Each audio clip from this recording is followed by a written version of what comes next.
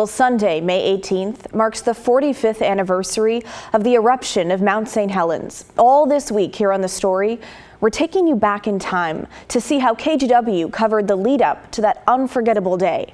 And tonight, we have a segment from May 13th, 1980, as the prelude to the violent eruption was just getting underway.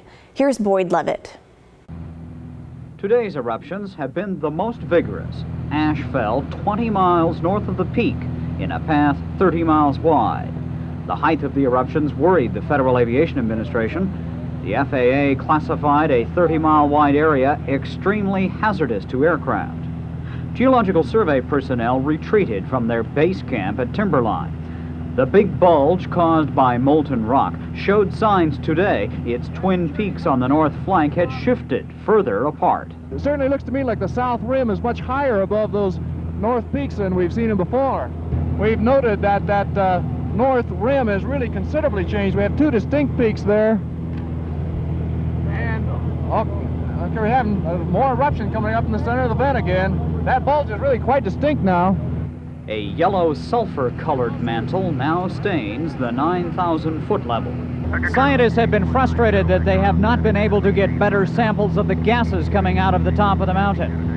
Today in Vancouver, scientists for the U.S. Geological Survey were trying to sample pieces of ash that have come out of the top of the mountain to see if they might contain samples of the gas. It's been too dangerous to get gas samples by flying through the clouds. So these government scientists are performing delicate studies of ash samples to see what chemicals they contain. So far, they've not found evidence that the molten rock is any closer to eruption. But the shaking and crumbling on the volcano's exterior is another story. And even the slightest unconfirmed report of new volcanic activity has jammed telephone lines between Portland and Vancouver. Boyd Levitt, News 8. My goodness, those images. Now a reminder, since we don't have a show on the actual anniversary this Sunday, be sure to tune in on Friday night for special coverage, including some never-before-seen photographs that we're just getting a look at ourselves.